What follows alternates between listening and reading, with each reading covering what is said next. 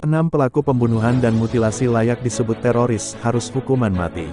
Pembunuhan dan mutilasi 4 warga sipil di Timika kejahatan yang sangat biadab dan ini kejahatan keji sama saja dengan teroris.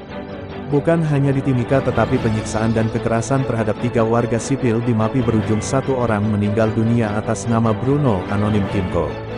Setelah korban disiksa meninggal, anggota TNI Yonif Rider 600 modang dan membayar kepala dengan uang 200 juta, uang juga uang rakyat karena berasal dari APBD Kabupaten Mapi, karena anggota TNI Yonif Rider 600 modang meminta uang 5 miliar kepada Pit Bupati Mapi. Ini artinya para pelaku bunuh orang asli Papua kemudian membayar kepala dengan uang dan kata maaf menjadi tradisi militer Indonesia di Papua. Para pelaku ini terus berkeliaran secara bebas tanpa dihukum sehingga hal yang sama akan terjadi di Papua. Nyawa manusia Papua mahal, bukan binatang atau barang jualan bisa beli dengan uang. Nilai humanisme tidak bisa disamakan dengan harga barang. Ini tradisi yang buruk, karena para pelaku tidak pernah disentuh oleh hukum.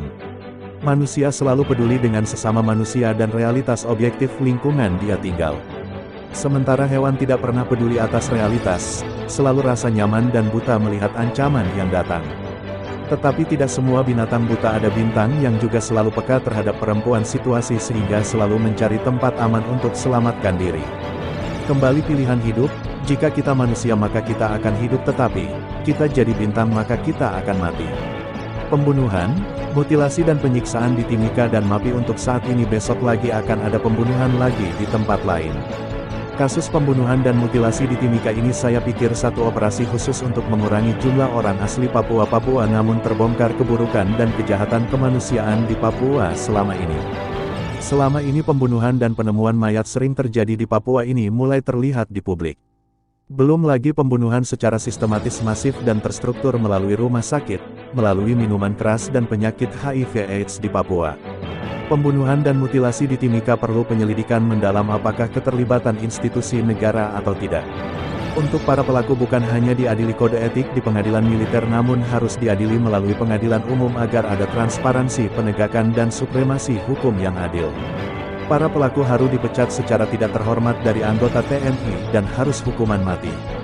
Karena pembunuhan dan mutilasi terhadap 4 rakyat sipil di Timika ini melanggar hukum humaniter dan pembunuhan berencana dengan ancaman pasal 3340 KUHP tentang pembunuhan berencana dan pasal 355 dan 356 penghilangan nyawa orang dengan paksa serta ikut serta dalam rencana pembunuhan.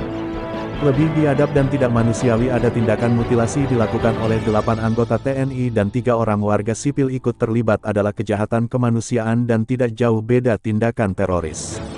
Oleh karena itu kasus pembunuhan dan mutilasi di Timika negara harus bertanggung jawab dan institusi negara juga, karena bisa saja petinggi militer ikut terlibat, tetapi jika tidak maka pelaku harus diadili di pengadilan umum dan hukuman mati karena 4 nyawa tidak bisa hidupkan kembali.